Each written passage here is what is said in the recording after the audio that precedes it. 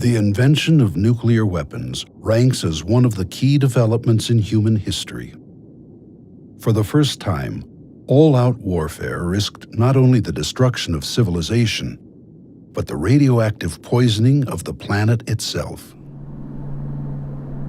America's attacks against the Japanese cities of Hiroshima and Nagasaki in August 1945 demonstrated that the catastrophic effects of even a small atomic bomb were horrific in the extreme. After the atomic bomb blast that virtually erased this city of 340,000 people from the earth, as far as the eye can see stretch scenes of desolation and ruin. 4 square miles leveled by one bomb. Fearing widespread destruction in the days ahead, and shocked by the simultaneous invasion of its territory by the Soviet Union, the Japanese government quickly surrendered, thereby ending World War II. Less than a year later, the U.S. military detonated 2 more atomic bombs during Operation Crossroads, conducted at the newly created Pacific Proving Grounds. By then, the Soviets, once allies of the U.S., were considered a threat to the Western democracies in the post-war world. President Harry Truman and his advisors concluded that America's possession of large numbers of atomic weapons would keep the Russian communists in check, and authorized crash programs devoted to ongoing testing and mass production. On August 29, 1949, the Soviet Union detonated its own atomic bomb, much sooner than expected. The nuclear arms race had begun in earnest. To make matters worse, by the early 1950s, the newly invented hydrogen bombs, some of them 1,000 times more powerful than atomic weapons, began to be tested in remote areas of the planet by the new nuclear superpowers and their allies. Mankind's future never looked bleaker.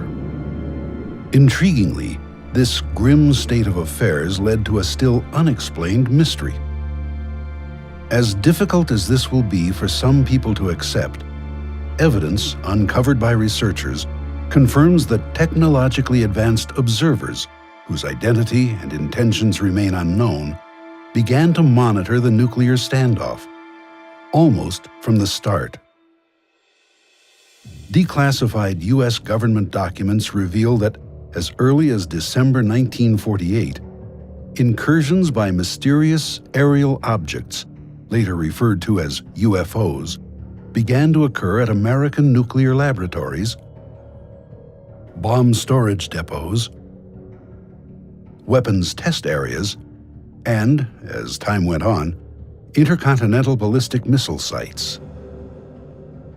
Particularly dramatic are the incidents now being openly discussed by former U.S. Air Force ICBM launch officers who were stationed at various Strategic Air Command bases in the 1960s and 70s.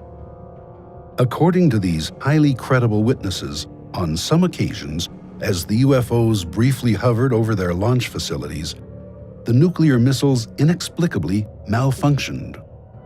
The officers had been on alert in their underground launch control capsules when they received telephone calls from their security guards at ground level, saying that they were observing one or more unidentified, disc-shaped craft maneuvering in the sky.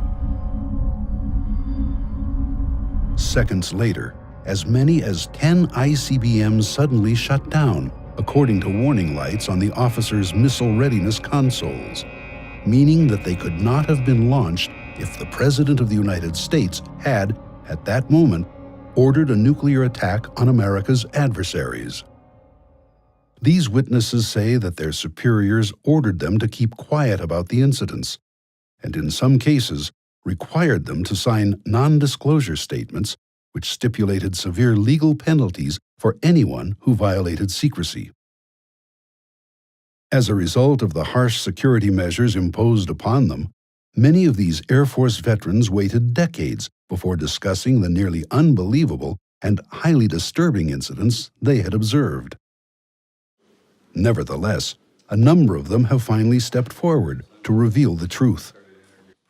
On September 27, 2010, a leading UFO researcher, Robert Hastings, and a former Minuteman missile launch officer, Robert Salas, co-sponsored the UFOs and Nukes press conference in Washington, D.C., in an effort to bring the facts to the public.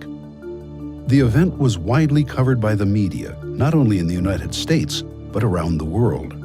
CNN streamed it live, and other major news organizations published stories about it later the same day.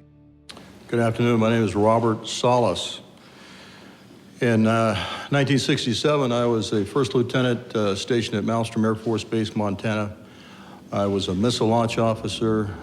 Sometime in the evening hours on March 24th, I received a call from one of my topside guards, the flight security controller, stating that they had been observing strange lights in the sky making odd maneuvers. He called back about 5 minutes later. This time he was screaming into the phone saying they're looking at a red glowing object hovering just above our front gate.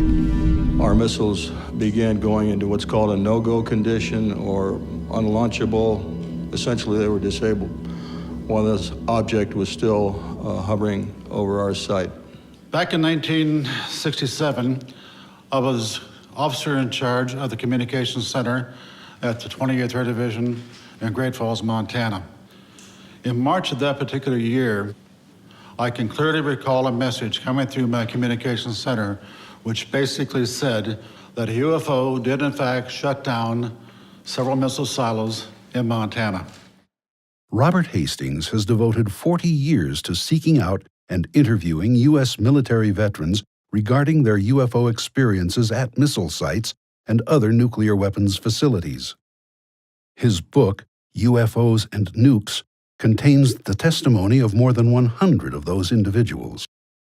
Declassified U.S. government documents and witness testimony from former or retired U.S. military personnel confirm beyond any doubt the reality of ongoing UFO incursions at nuclear weapons sites.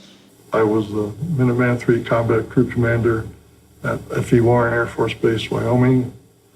In 1976, my deputy Bill and I were on alert. We contacted our FSC, our flight security controller, and asked him, is there something wrong? And he said right above him was a big white object that was cigar-shaped, 80 to 100 feet above him, 40 to 50 feet long. I said, okay, keep me abreast of what's happening. So we were talking for a while, stayed there for, I don't know, a minute and a half, and it slowly and very silently moved along the access road.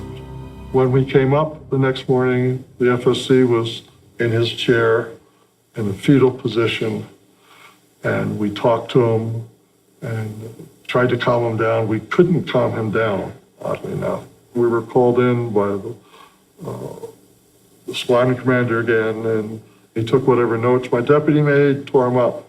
So this didn't happen, it's top secret, and made us sign something. Significantly, dramatic UFO incidents were also occurring at nuclear missile facilities in the former Soviet Union, including cases where the weapons suddenly malfunctioned. Documents obtained in Russia by Western journalists in the 1990s, as well as on-the-record statements by Soviet Army veterans, summarize the unsettling events in great detail. These revelations make clear that both American and Soviet nuclear missiles were subjected to ongoing surveillance and, from time to time, deliberate tampering by whoever was piloting the UFOs during the long, tense confrontation known as the Cold War. Had that anxious standoff between capitalism and communism suddenly become a hot nuclear war, hundreds of millions of people would have been killed outright, and a great many more, perhaps 1 to 2 billion worldwide, would have died over time, the result of radiation illness, exposure, and mass starvation. Indeed, a great many species and ecosystems on Earth would have been devastated by such a war. But what were the mysterious missile disruptions, as described by American and Soviet military veterans, meant to convey? Were they a demonstration of the unknown observer's ability to interfere with these weapons at will? If so, would they have openly intervened to try to prevent a nuclear exchange from occurring if hostilities seemed imminent? To state the obvious, the answers to these questions remain elusive, even now. But if all of this is true, what exactly is going on? Who or what is piloting the amazing aerial craft we call UFOs? And why do they seemingly have an intense interest in monitoring and sometimes disrupting our nuclear weapons systems? A brief review of the evidence may provide a few clues. U.S. government documents released through the Freedom of Information Act confirm that unidentified aerial objects, described as flying discs and flying saucers, began to be sighted around the Los Alamos Atomic Laboratory in New Mexico, the birthplace of nuclear weapons, as early as December 1948. 3 years earlier, on July 16, 1945, the lab had tested the first atomic bomb in the desert near Alamogordo, just weeks before the devastating attacks against Japan. Although shrouded in secrecy for decades, the declassified documents reveal that UFOs appeared with alarming frequency, not only at Los Alamos, but also at its sister laboratory, Sandia, in Albuquerque throughout the 1950s. Other declassified documents discuss ongoing UFO sightings at the Oak Ridge Nuclear Laboratory in Tennessee, the Hanford Plutonium Processing Plant in Washington State, and the Savannah River Complex, another plutonium manufacturing site in South Carolina. While the local and even national media occasionally published stories about these incidents, the vast majority of the American public had no idea that they were so frequent and widespread. Nevertheless, according to military intelligence officers, a worrisome pattern had begun to emerge. On July 1, 1952, Look magazine featured an article, Hunt for the Flying Saucer, about the Air Force's new UFO investigations group, Project Blue Book, and noted that its director, First Lieutenant Edward Ruppelt, had plotted 63 unexplained sightings on a map of the United States. At that point, it was discovered that a, quote, ominous correlation existed between some of the sightings and the location of various atomic weapons installations. Later that year, the CIA took notice of the situation, as this memorandum reveals. Dr. H. Marshall Chadwell, Assistant Director of the agency's Office of Scientific Intelligence, wrote, quote, sightings of unexplained objects at great altitudes and traveling at high speeds in the vicinity of major U.S. defense installations are of such nature that they are not attributable to natural phenomena or known types of aerial vehicles. UFOs also visited the newly created Nevada Proving Ground, located 60 miles northwest of Las Vegas, where new and improved atomic devices were being tested. Civilians living near the proving ground often observed the aerial discs, sometimes flying in large formations, and subsequently notified the Air Force and the local media. At the same time, U.S. Army personnel engaged in field maneuvers at the test site, designed to expose them to atomic battlefield conditions, also reported seeing the UFOs. Meanwhile, other sightings were occurring at the remote Pacific Proving Grounds, where ongoing tests of the far more destructive hydrogen bombs were taking place, as the U.S. tried to outpace the Soviets in the new technology of warfare. The chief purpose of the nuclear tests was to create a powerful but lightweight bomb that could be easily transported aboard an aircraft, the primary delivery system during that era. Had the United States been attacked by the Soviet Union, the U.S. Air Force planned to launch hundreds of strategic bombers against that country and its communist allies. Flying over the Arctic region, they would deliver their deadly payloads a few hours later. At the same time, Soviet bombers would be racing toward North America and Western Europe, carrying their own hydrogen bombs intent on massive retaliation. If this were not enough, the nuclear standoff entered a new and even more menacing phase in the early 1960s, with the first deployment of intercontinental ballistic missiles. Traveling at more than 15,000 miles per hour, these space-age weapons could deliver their massively destructive warheads to targets on the other side of the globe in less than half an hour. That shockingly brief period was later reduced to less than 10 minutes, once U.S. and Soviet missile-carrying submarines began to be deployed just off each other's coasts. Nuclear Armageddon, if it came to pass, would burst upon the world with sudden savagery, against which there would be no possible defense. Perhaps predictably, declassified documents reveal that UFO sightings at nuclear missile launch facilities began to occur as early as 1962. My crew was on alert at Missile Complex 7. Major Gilbert, my crew commander, and I were manning the launch console. We got a call from the Site 6 crew commander saying that there's something hovering above his site. And he asked us to go topside and see what we could see. So Major Gilbert sent our 3 enlisted men to what we call the CAP, which was the top side of the Launch Control Center. They reported to us that they saw a light above Site 6 that rapidly accelerated and stopped instantly above the area where Site 8 was located and went back and forth. It was instant go, instant stop. That object did things that no airplane, helicopter, or any other system that we had in existence could do. It had to be not of this earth. Air Force security personnel guarding these sensitive sites reported seeing unknown aerial objects, usually described as disc-shaped, maneuvering at low altitude and sometimes even hovering over launch silos and launch control facilities at every ICBM base in the United States. Often, the UFOs were tracked on radar, performing maneuvers vastly beyond the capability of any man-made aircraft. Experienced radar personnel were stunned as the objects flew thousands of miles per hour, made sharp-angled turns, and instantly stopped in midair. The mysterious intruders were frequently chased by Air Force interceptors, which had been scrambled to protect the missiles from possible sabotage.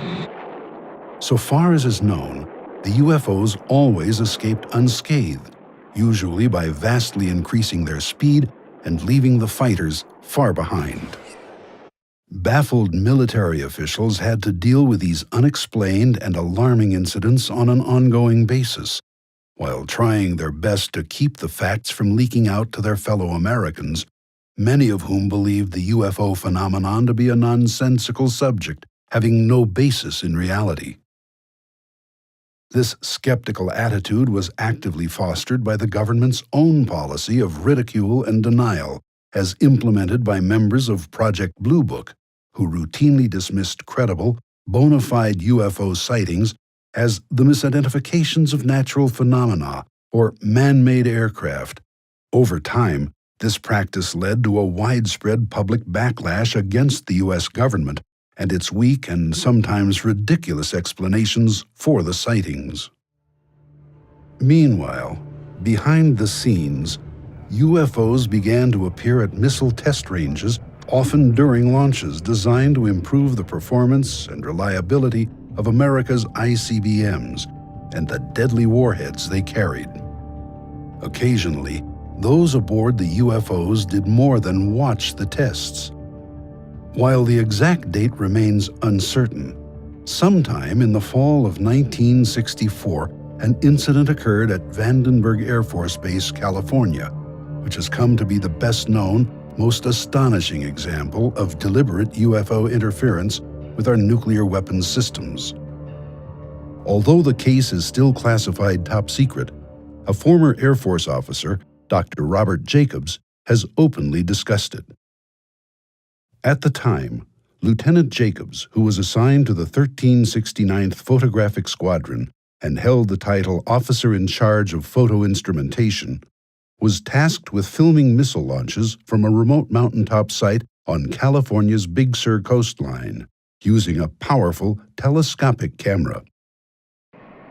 The ascending ICBMs would initially fill the camera frame, permitting a detailed view of engine performance, staging, and other aspects of a given launch as they raced out over the Pacific Ocean.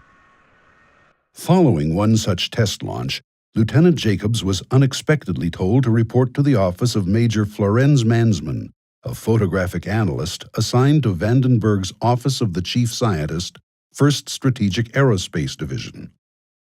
Upon arriving, he noticed two mysterious men in gray suits, who he later learned were CIA officers. A motion picture projector had been set up, and without explanation, Major Mansman turned it on, telling Jacobs, "Watch this." Jacobs, later a university professor, describes what happened next. On the screen was the film we had shot. The nose cones separate.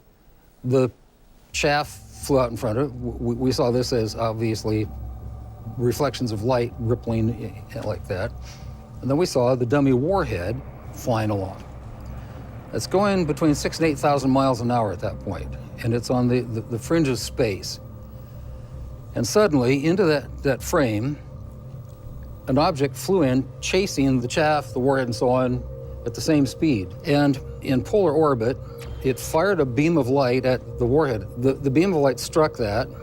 The object flew up, shot another beam of light at the dummy warhead, went around, shot another beam of light at it, went down, shot a beam of light, and then flew out the same way it had come in, at which time the dummy warhead fell out of the frame. The lights came on, and Major Mansman said to me, "Were you guys screwing around up there?" And I said, "No, sir." And he said, "What was that?" And I said, "It looks like we got a UFO." And he said, "Lieutenant Jacobs, you are never to speak of this again. It never happened." Decades later, Dr. Mansman, by then a researcher at Stanford University, informed Dr. Jacobs that after he had left the room, the two CIA officers quickly confiscated the film of the amazing incident, telling Mansman that it was classified top secret. Mansman also confirmed, in letters to various researchers, that before the film was whisked away, he had conducted an extensive frame-by-frame analysis of it using a magnifier, which revealed the UFO in great detail. He wrote, quote, "The shape was a classic disc. The center seemed to be a raised bubble. The entire lower saucer shape was glowing and seemed to be rotating slowly. At the point of beam release, the object turned like it was required to be in a position to fire from a platform. The assumption was, at that time, extraterrestrial."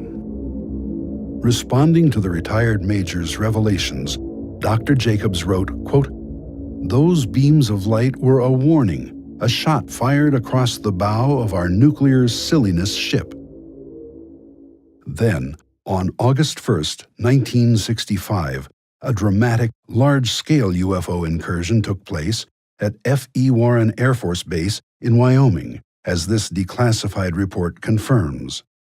Dozens of sightings of disc-shaped craft cavorting at low altitude over Minuteman missile silos, known as launch facilities, were reported by the Air Force security personnel guarding them. Former launch officer Jay Earnshaw has discussed his involvement in one such incident that night. I was in command of Capsule Echo 1 at Warren Air Force Base. Got a call about 3:30 in the morning, somewhere that time, from the flight security controller above, who said that, "Sir, there's some strange objects out there." I says, "What do you mean?" And turns out that he had observed, along with the rest of his response team members, what looked like 5 to 6 oblong lights stacked on top of one another, just outside the gate at Echo 1. They didn't seem to cause any particular damage, They didn't seem to put out any beams of light or anything else like that. They simply were there, stacked up.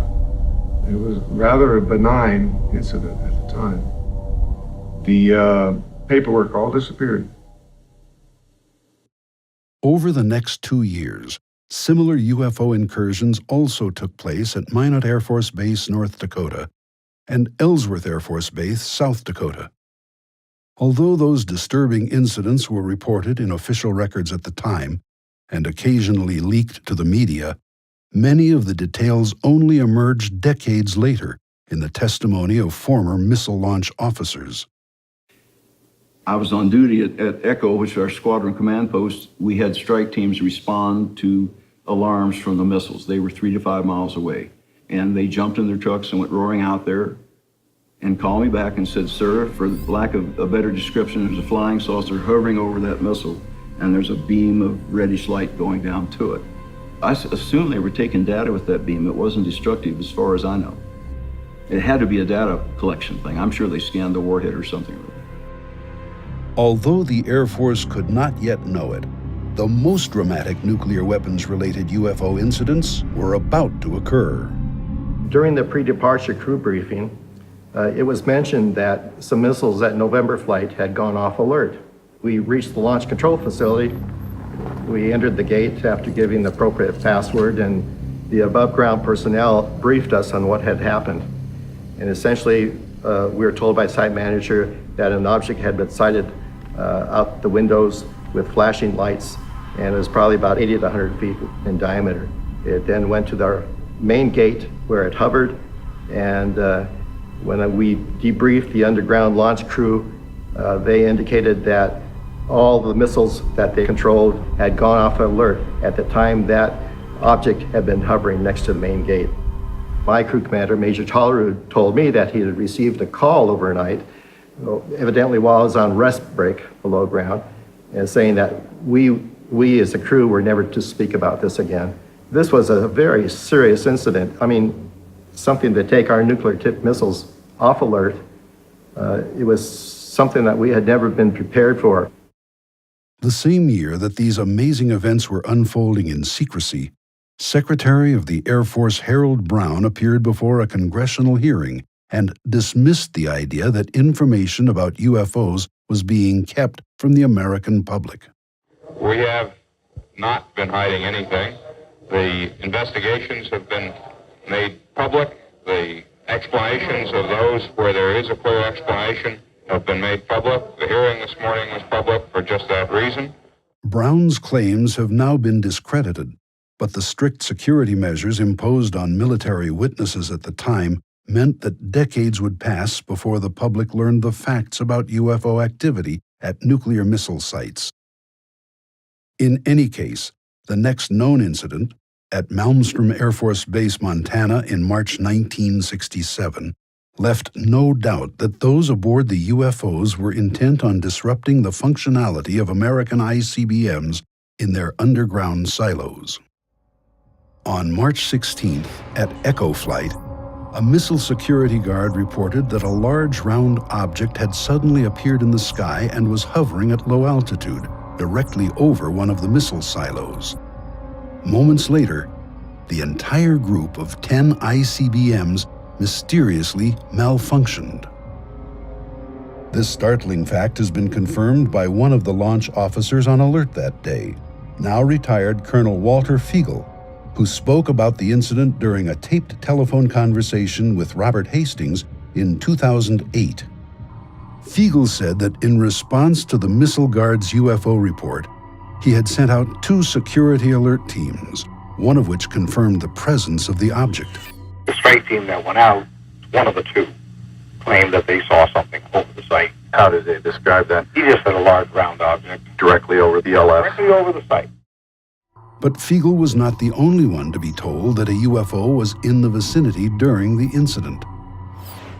Former Minuteman electromechanical technician Henry Barlow, who helped restart some of the stricken missiles, was informed that the mysterious aerial craft had actually caused the problem.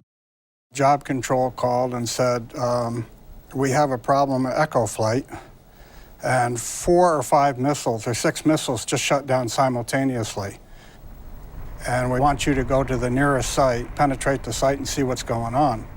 So on our way to the site, they had called and said that the other 4 missiles had shut down, so that all of them are now shut down.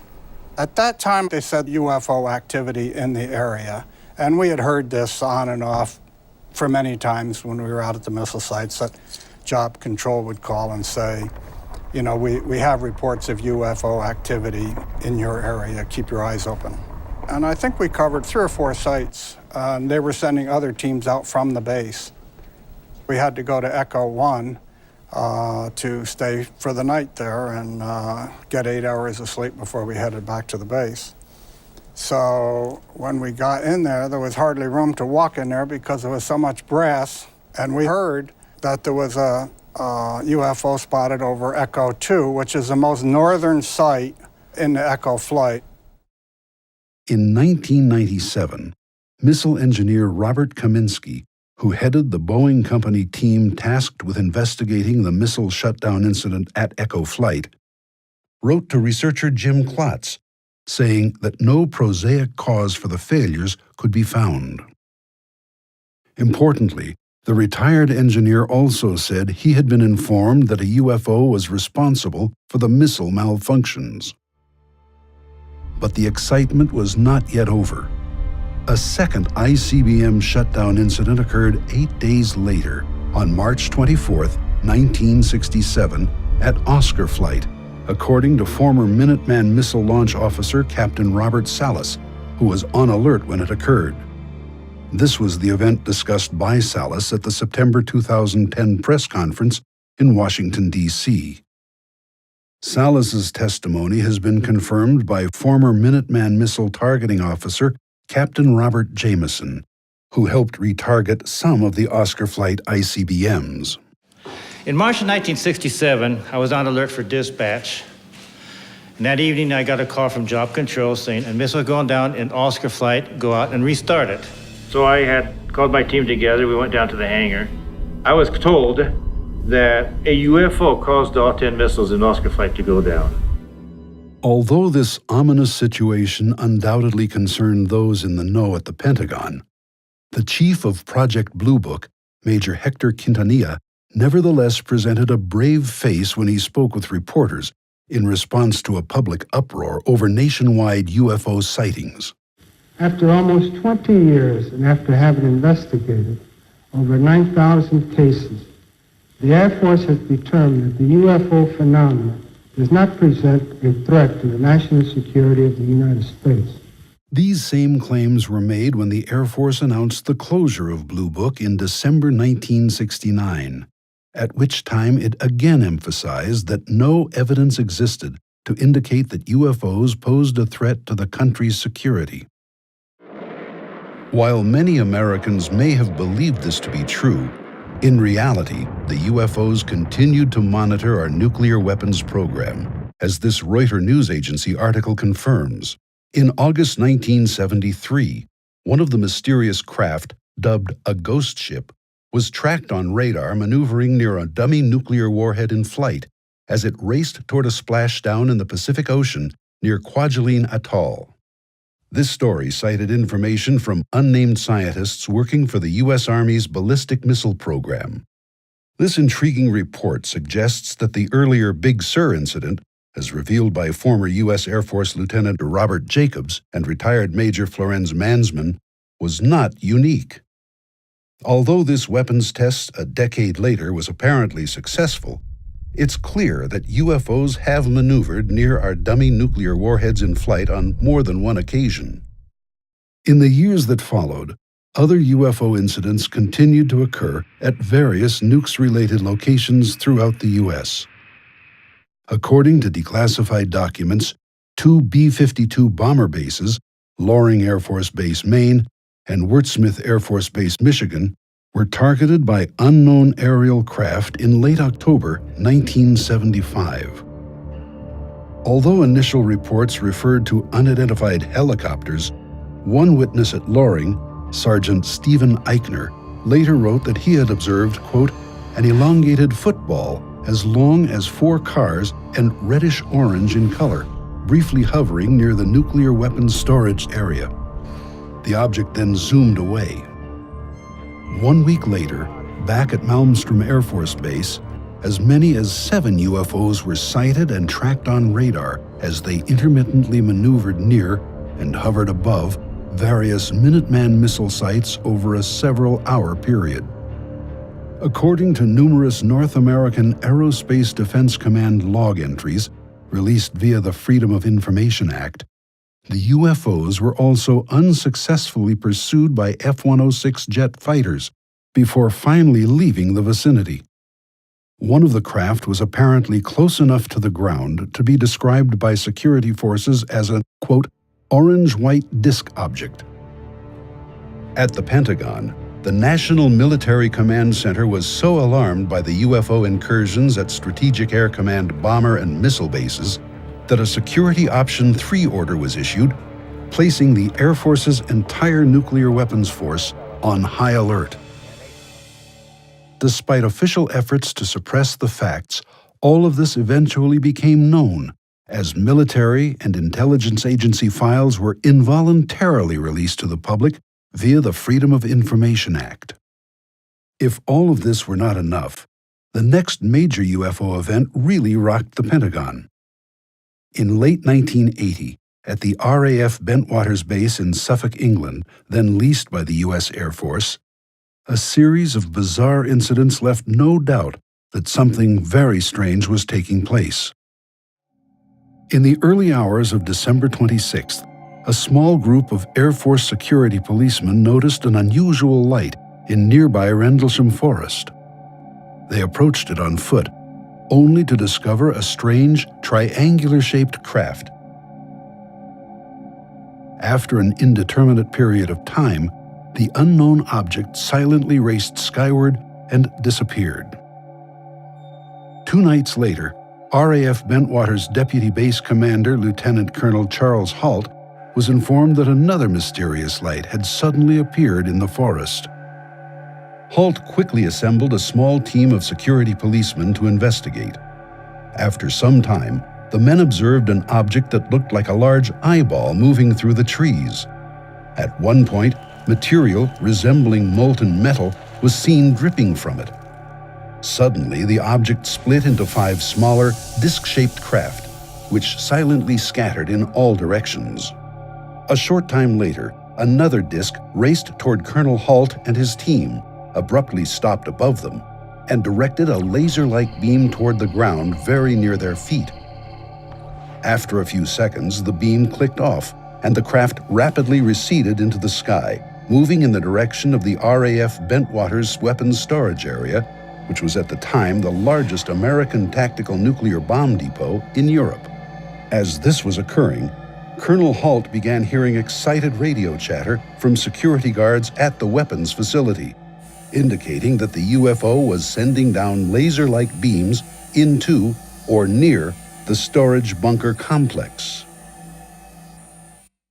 In 2007, Robert Hastings located and interviewed the 2 retired Air Force air traffic controllers who had been on duty at the Bentwaters Tower that week. Ike Barker and Jim Carey divulged for the first time they had actually tracked a bona fide UFO on radar the night that Colonel Halt was in the woods.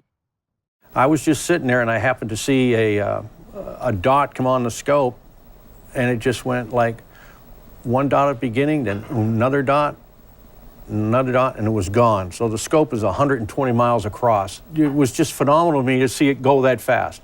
All of a sudden, here it come back across again. It went 1, 2, and then it made an immediate right-hand turn and came right towards the base. You know, I just said, that can't be one of ours. No jet at that speed can make an immediate right-hand turn. Just absolutely phenomenal. It's not like any radar target I've ever seen. When the sweep would hit the target, you would have the entire back of it would be like a solid line, traveling at an extremely high rate of speed. It passed over the control tower, and then it stopped. I've never seen anything in my life like the maneuverability that happened with this object. It was an orangish color, sort of popped into my mind at the time that somebody's flying a basketball out here. There were like lights around the center of it, but it wasn't like running lights or navigational lights. It was more like portholes, and then you were seeing the light from the inside coming out. It wasn't, flashing lights or anything, but it hovered momentarily, reversed its course, and went back out at a high rate of speed. Moreover, given the dramatic incident at the weapons storage area, when one of those UFOs reportedly directed laser-like beams down into the facility, it becomes clear that this case had a nuclear weapons connection. Significantly, another nukes-related incident in the former Soviet Union is nearly identical to Bentwaters. Government documents obtained by Western journalists after the collapse of the Soviet regime confirm numerous cases of UFO activity in that country during the Cold War era, including one at the Kapustin Yar military complex. On the night of July 28, 1989, a disc-shaped object with a dome was observed by dozens of Soviet Army personnel as it briefly hovered over the base's nuclear missile warhead depot. According to one KGB report, as the stunned witnesses watched, the UFO directed laser-like beams onto the roof of a building in which those weapons were kept before silently racing away. Another incident in the Soviet Union 7 years earlier was even more shocking. On October 4th, 1982, a huge flying disc apparently activated several nuclear missiles, which were then preparing to launch. According to the Soviet Ministry of Defense documents secured by American television investigative reporter George Knapp, the UFO appeared over an intermediate-range missile base near the Ukrainian town of Bielokorovish. At one point, down in the underground launch control capsule, several missiles suddenly went into countdown mode. Although no one had input the authorization codes, the missiles were preparing to launch. Then, after 15 terrifying seconds, the anomaly ceased and everything returned to normal operational status. This potentially disastrous incident was nearly identical to one reported to Robert Hastings by former U.S. Air Force launch officer David Schur, who said that a UFO had activated the launch sequence in several of his Minuteman missiles at Minot Air Force Base, North Dakota, one night in 1966. As this object passed over the missile site, we would start getting erratic indications on that missile. The bad thing was we also got a launch indicator. Does that mean that the launch sequence has been triggered? That means that the missile has received the launch signal. In that case, Schur and his commander had to flip an inhibit switch to disrupt the unauthorized countdown. But were those aboard the UFOs actually trying to start a nuclear war? Having investigated these incidents for decades, my opinion is that those who pilot the UFOs are visitors from elsewhere who are engaged in these provocative actions at American and Russian nuclear missile sites to send us a message that we humans are playing with fire, that to engage in nuclear warfare is essentially suicide. Importantly, these dramatic incidents continue to occur long after the end of the Cold War. Several U.S. Air Force veterans have reported new UFO incursions at nuclear missile sites and weapons storage areas in the very recent past. The most important case occurred on October 23, 2010. This is CNN Breaking News. The breaking news involves a power failure that shut down a major part of the U.S. nuclear missile arsenal. Let's go to our Pentagon correspondent, Chris Lawrence. Wow, Chris, what do we know?